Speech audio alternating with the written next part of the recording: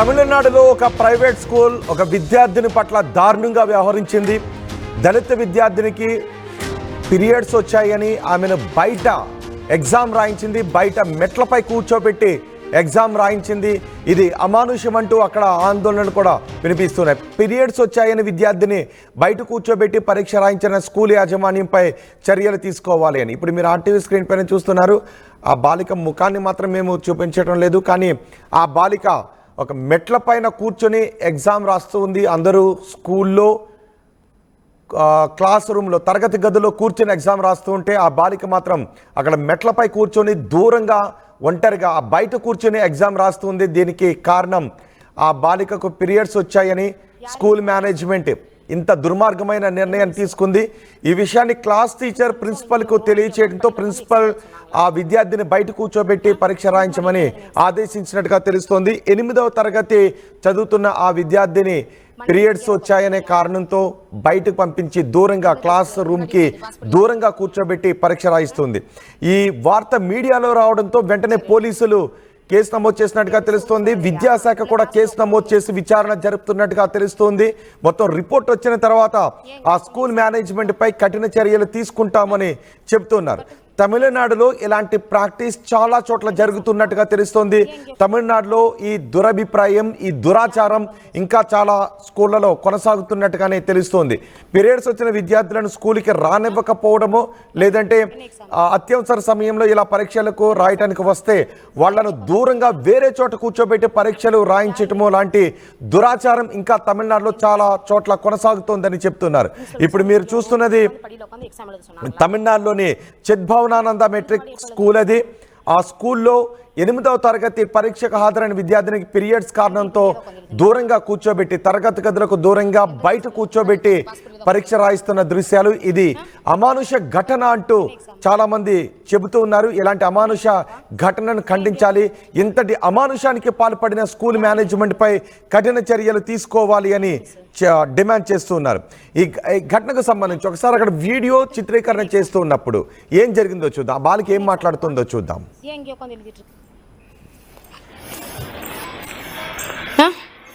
கட்டு என்ன எக்ஸாமு என்ன எக்ஸாம் பாப்பா? ஏன் இங்கே உட்காந்து எழுதிட்டு இருக்க?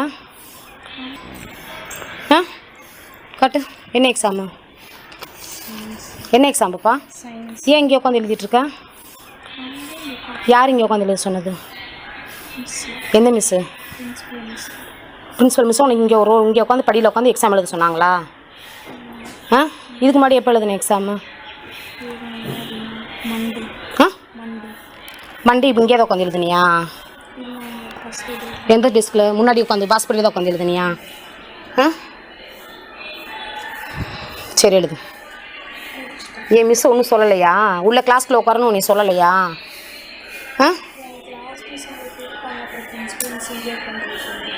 புரியல.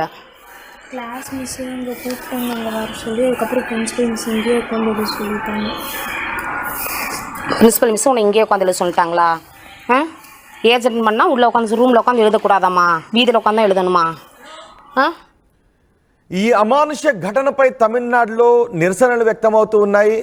ఆ స్కూల్ మేనేజ్మెంట్ పై కఠిన చర్యలు తీసుకోవాలి అనే డిమాండ్లు కూడా వినిపిస్తూ ఉన్నాయి. ఈ అమానుష ఘటనపై మీరేమనుకుంటున్నారు? ఎటువంటి శిక్షలు ఆ స్కూల్ మేనేజ్మెంట్ పై తీసుకోవాలి, ఎటువంటి చర్యలు తీసుకోవాలి మీరు అనుకుంటున్నారు?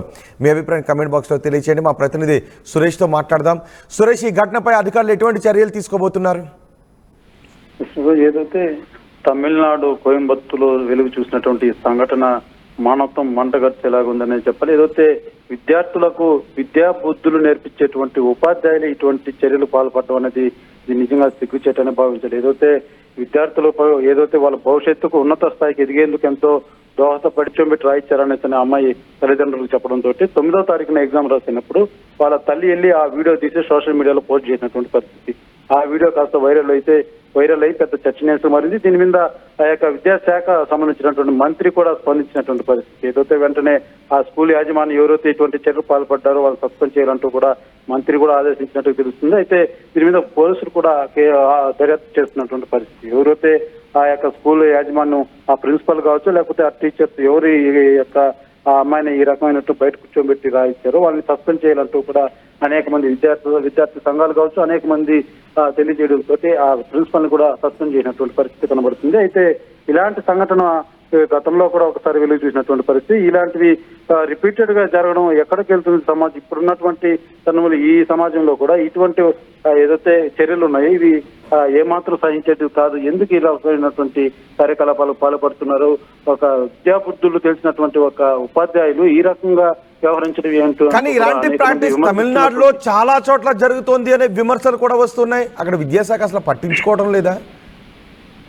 ఏదైతే ఇదే తరహా అయినటువంటి ఘటన గతంలో కూడా ఒకసారి వెలుగు చూసిందనే చెప్పాలి. అయితే దీని మీద ప్రత్యేకించి ఇప్పుడు ఈ యొక్క వీడియో ఏదైతే సోషల్ మీడియాలో బాగా వైరల్ అవడం తోటి ఒకసారిగా మరోసారి చర్చనీయాంశంగానే మారిందని చెప్పాలి. అయితే గతంలో కూడా ఇటువంటి పునరావృతం కాకుండా చూసుకుంటామనేసి అని అప్పటి ఉన్నటువంటి మంత్రి తెలియజేసినప్పటికీ మళ్ళా చిదురుమూల సంఘటన ఇలాంటి సంఘటనలు అయితే పునరావృతం అవుతూనే ఉన్నాయని భావించాలి. అయితే ఇలాంటి వాటి పట్ల ఇలాంటి చర్యల పట్ల కఠినమైనటువంటి నియమ నిబంధనలు రాష్ట్ర ప్రభుత్వం తీసుకొని వస్తే కానీ దీనికి మార్గం ఉండదన్నది తల్లిదండ్రులు కూడా ఆవేదన వ్యక్తం చేస్తున్నటువంటి పరిస్థితి. రైట్ సురేష్, తమిళనాడులో ఒక దురాచారం ఇంకా కొనసాగుతూనే ఉంది.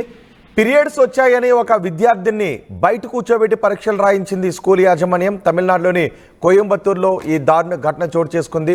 దళిత విద్యార్థిని పట్ల ఒక స్కూల్ యాజమాన్యం అమానుష్యంగా వ్యవహరించింది.